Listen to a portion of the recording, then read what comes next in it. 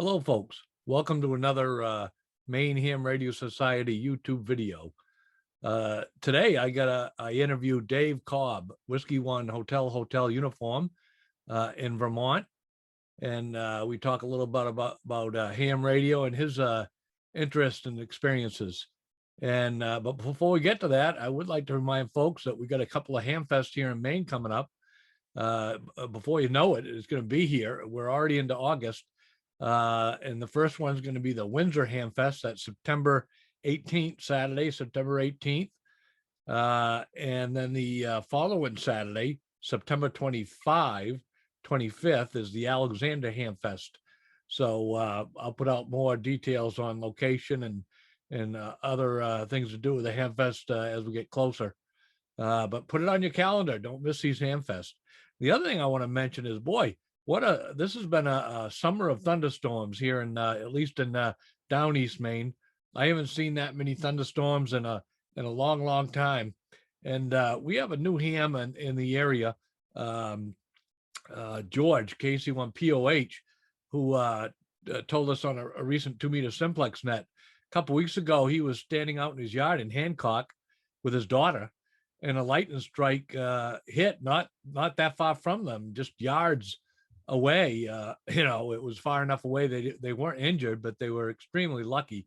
He did lose a power supply in a shack from that strike, but him and his daughter were very lucky. So goes to show you the lightning is nothing to fool around with. So with that, I want to again thank you for visiting us. Please give us a thumbs up if you like the video, and subscribe so you don't miss any. So thanks again, and here we go. Okay, I'm here with Dave Cobb, W1HHU, Whiskey One Hotel Uniform. Dave's over in Vermont, and welcome to the Maine Ham Radio Society YouTube channel there, Dave. Yeah. And now, Dave, I've been hearing you on the 75-meter band for the past year or so, but I know you probably predate me there. When were you first licensed? When I was 35.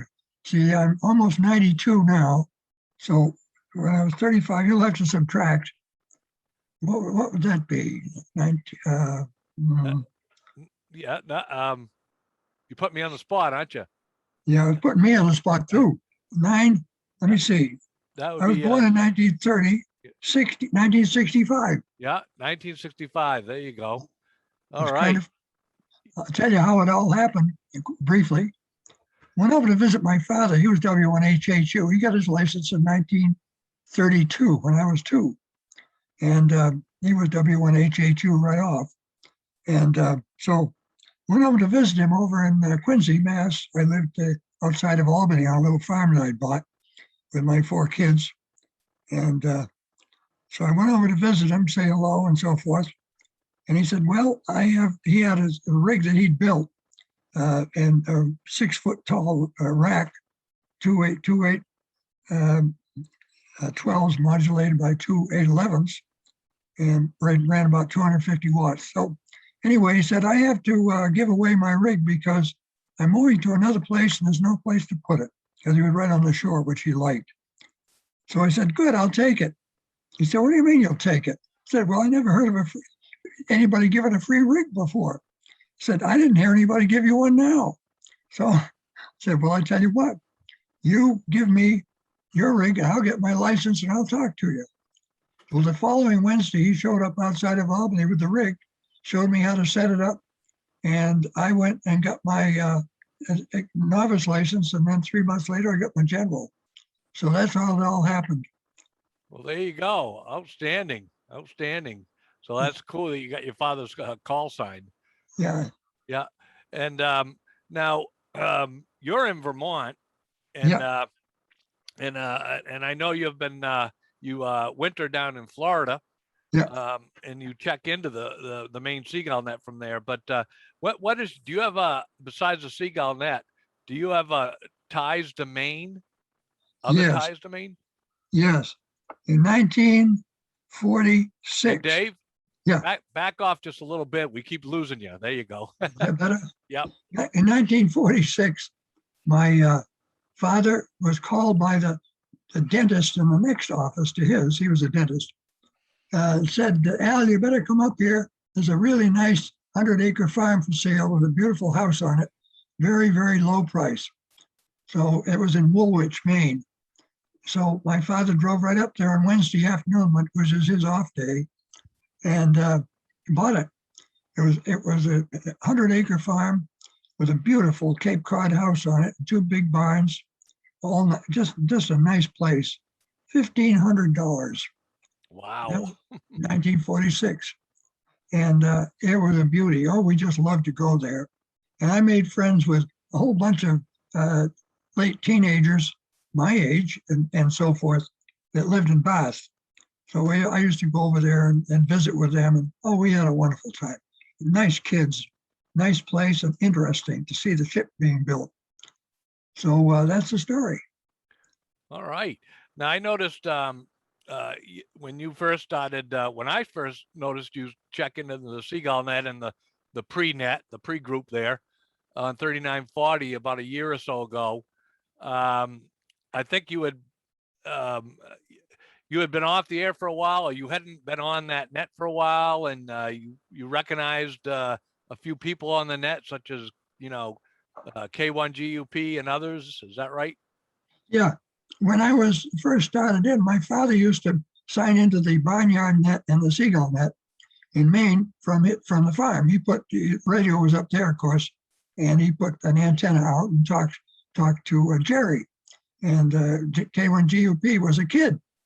And when he was 13, he got his license, and they needed net control for the Barnyard Net, and they gave him the job, and he did a swell job. And he was a kid, but he did a fine job. And W1HHU, my friend Irving Vermilla, was the first ham in the United States. And he used to sign in, he'd grump, said, well, he didn't want his net being run by a kid. Well, the kid did a good job, and he's still doing a good job. So I thought of go ahead. K1GUP, him, of course. And so I thought of him one day, 2 or 3 years ago. I said, gee, I wonder what happened to Jerry. I used to talk to him every day once I got my general. And so I called him, and there he was. He's still at it. He said, I wondered what happened to you. So here I am. Yeah. Now you mentioned W1 Zulu Echo. That's Bruce now, isn't it? Isn't that the one Bruce? I'm forgetting his last name now. He runs the Quarter Century Wireless Association net, the Pinecone net, on 75 meters during the winter months. Well, I'm sure he does, because he'd be the second guy to have the license at least. Because Irving Vermilla was the first guy. He was the first ham in the United States. Is that right? Yeah. Wow. Irving what? Vermilla, Vermilya. He was in Mattapoisett, Massachusetts. Yeah. And the first licensed ham in the United States? Yeah, I went and visited him one time, and he lived in a small house and had a home-built big rig, big 6-foot rack and all that stuff. And he had a big switch on it to turn it on. It was about 4 or 5 inches across, and it was open. And he turned it on and made a big flash of electricity as he opened it. Yeah. Oh my God! Wow! I thought, oh my Lord! And this was 2 or 3 feet away from where he sat. Yeah. Oh my God! Oh boy! Yeah, we would never do that now. Yeah. Now, when you're in Sarasota, Florida in the winter, you check into the Maine Seagull Net and the pre-net group there quite often remotely. So you're using your laptop and connecting to a ham radio station in Athens, Maine. Is that right? Yes, it's on SDR, and I call that station. And if it's open, they only take one person. So if somebody gets there before me, I can't enter. But usually it's open, and I can click on that, and it seems to have a pretty good signal. It's 100 watts out of that station, but it seems to have a pretty good signal to the Seagull. Yeah.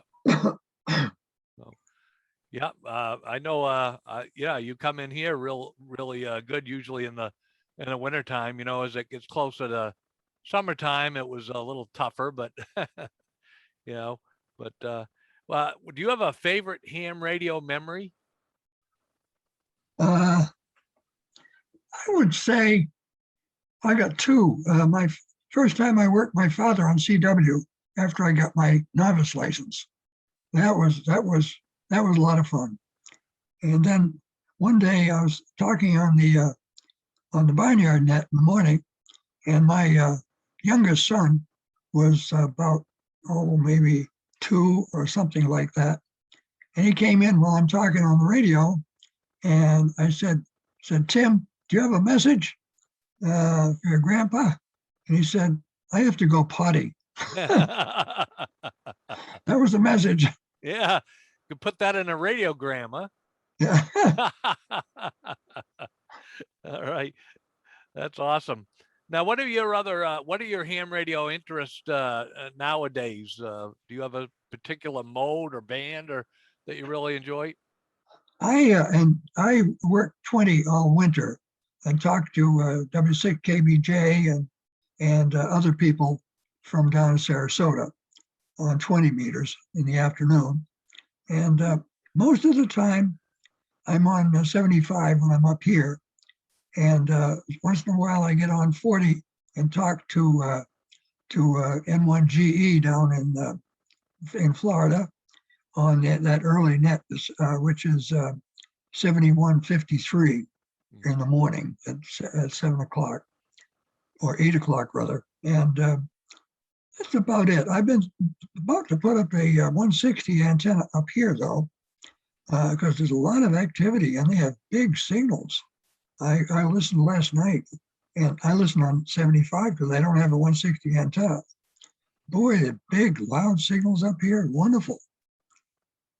Yeah, I'm getting ready to put up I think I'm going to try putting up a 160 meter end fed, but I've never been a fan of end feds, and but I'm hoping, yeah, I'm hoping it'll work. We'll see what happens. But I used to have a 160 meter dipole up, but I because of construction to the north of me, I can't go in that direction anymore. So I Yeah. think an end fed or a off center fed would probably be my route there. Well, I was looking on a catalog I had, and there's a dipole. It could be inverted B. Um, that's available for $70 from that company that sells a lot of stuff, MFJ, something like that. Yeah. And I've been wondering whether it only is 102 feet long. And I wonder if it's going to lose some signal. It's awful short. Right. Usually they're 260 yard. Yeah, exactly. Yeah. Yeah. Yeah. I would think it would be a compromise antenna, but I don't know for sure.